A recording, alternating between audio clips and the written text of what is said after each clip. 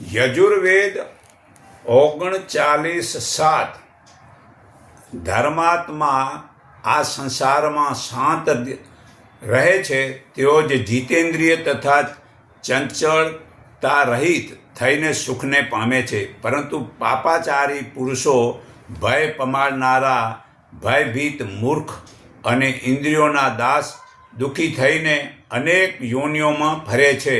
આપણે બધા જાણીએ છીએ કે પરમાત્માને પ્રાપ્તિ કરવી છે તો જ શાંતિ થાય છે, છતાં બાહ્ય જગતના આ બનાવટી માયાની આસક્તિને છોડતા જ નથી.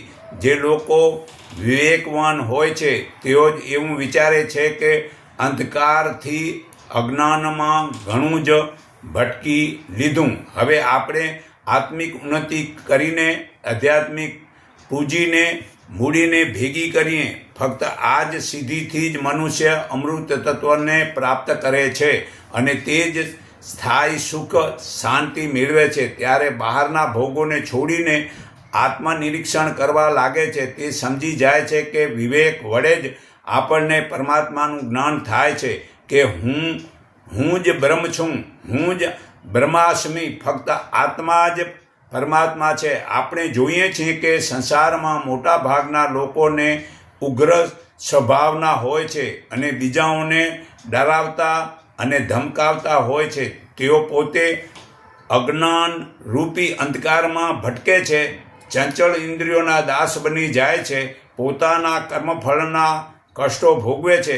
પરંતુ જેમની વિવેક બુદ્ધિ જાગૃત થઈ જાય છે તેમનું ચિંતન પવિત્ર થઈ જાય છે, તેનું ચિત્ત પવિત્ર થઈ જાય છે તથા મર્યાદિક રહે છે. તેઓ ધર્મમાં રસ લઈ શાંત સ્વભાવથી પરમાર્થના કાર્યોમાં રસ ધરાવે છે. તેમને સત્ય અસત્યનું જ્ઞાન રહે છે. તેઓ ધીરે ગંભીર જીતેન્દ્ર તથા સદાચારી રહે છે અને સર્વાંગી સુખનો આનંદ ભોગવે છે.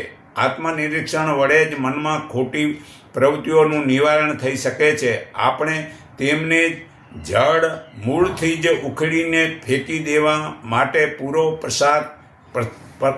પ્રયાસ કરવો જોઈએ. ગીતા અધ્યાય 3:17-19 જે મનુષ્ય આત્મામાં જ પ્રીતિવાળો, આત્મામાં જ સંતોષ છે, તેને કશું જ કરવાનું રહેતું નથી. તે જ્ઞાનીને કર્મથી સ્વાર્થ હોતો નથી, તેમજ સર્વે પ્રાણીઓમાં કોઈ અંગત સ્વાર્થ રાખતો નથી. કર્મફળની ઈચ્છા રાખ્યા વિના કર્મ કરે છે તે મનુષ્ય પરમાત્માને પામે છે.